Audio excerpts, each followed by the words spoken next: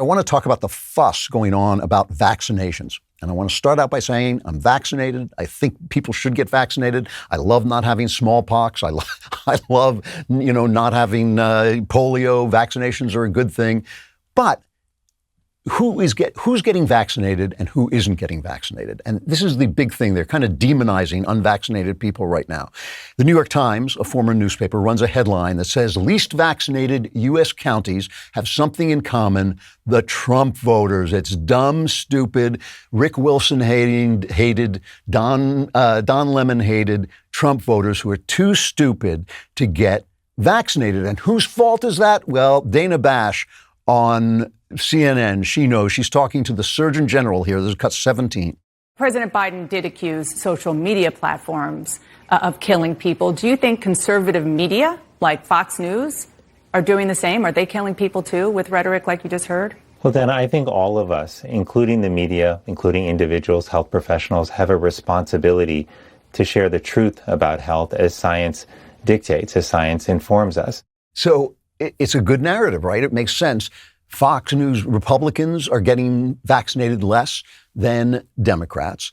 Republicans watch Fox News because it's the only channel where people don't laugh at them like Don Lemon and Rick Wilson laugh at them. It's the only place where people will take their opinions seriously and discuss their opinions and give them the kind of information they can trust. So it must be Fox News's fault that Republicans aren't getting vaccinated. But let's think about it for a minute, okay? Let's think about what the left has done, right? Let's think about what the government has done. Just the government on both sides, the government, no matter who is running it, what we'll call the deep state. It's too early. There's a lot of certainty going around about whether the lockdowns were good and whether, the masks are good and all that stuff. There's too much certainty going around. It's a little too soon to say what could have been done better and what could have been done worse. But the one thing we know is what was done badly. We were told that we needed to shut down for 15 days to slow the spread. That was a lie. It was a year and a half. It was more than that. 15 days to slow the spread. That wasn't us. It was them.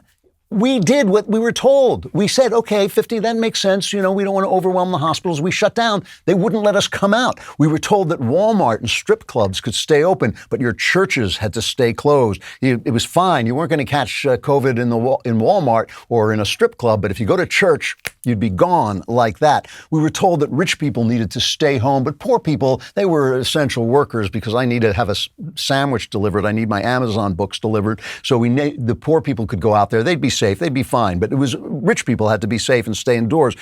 Leaders like Gavin Newsom in California and Mayor Lori Lightfoot in Chicago, Obersturmführer Gretchen von Whitmer in Michigan, they all made rules for people and then broke those rules. They went to their fancy dinners. They visited their relatives. They got their hair done. And when they were asked about it, they all said the same thing. Well, it was important for us to do it because we're important people.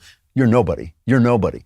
I mean, that's the way that's the way the government has treated people. Dr. Fauci told us not to wear masks, then to wear masks, then to wear 2 masks, then to wear masks if we were vaccinated, then not to wear masks if we were vaccinated.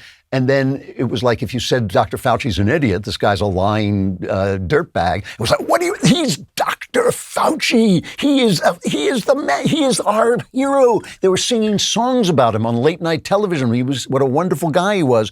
When Donald Trump's policies facilitated the rapid development of a vaccine, this is what Vice President Kamala Harris said. This is cut 3. If the Trump administration approves a vaccine before or after the election, should Americans take it, and would you take it? If the public health professionals, if Dr. Fauci, if the doctors tell us that we should take it, I'll be the first in line to take it. Absolutely. But if Donald Trump tells us that we should take it, I'm not taking it. And this is what your president now that the evil Donald Trump is gone, this is what your president now says is cut 8. The various shots that people are getting now cover that. You're okay. You're not going to get COVID if you have these vaccinations. Just not true. It's just not true. I mean, COVID, the vaccinations help. They probably will make your COVID less bad if you get it, but they're about 93 to 95% effective. That means that 5 out of 100 people are going to still get COVID. Hopefully it'll be less powerful than it would have been. Again, I'm in favor of vaccines. I got a vaccine. I went to my doctor. You should go to your doctor and ask your doctor about a vaccine, whether you need it or not. That's fine. But he's lying. He's lying that it's going to totally protect you. So that's what the government has done. And then there's the news media, which is a corporate arm of the Democrat Party. And they told us that Donald Trump rallies were super spreaders, but Black Lives Matter riots were absolutely necessary so they wouldn't spread the disease. Oh, and they were mostly peaceful, too.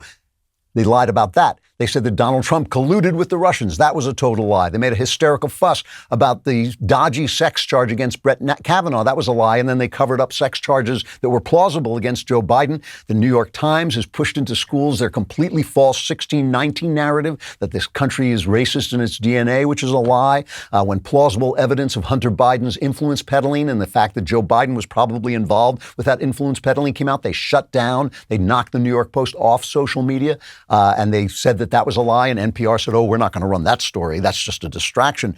Now they're teaching our children in school critical race theory. They're teaching them to hate each other over races, over their race. And when we say stop doing that, they say, we're not doing it, and we will continue to do it. And now they say to us, oh, and take the vaccine. And we say, screw you. You have lied. You have abused us. You have mistreated us. You have called us names. You have silenced us. And now you say, take the vaccine, and we're supposed to believe you? And why should they believe? Conservatives aren't taking the vaccine because the government and their media have violated their trust. They have violated their trust again and again. They have lied again and again. They have mistreated it. Trump voters are not taking. Trump voters were proud of Trump for producing this vaccine so quickly, as well they should have been. It's the government they won't listen to. It's the media they won't listen to because the media has lied and lied and lied again.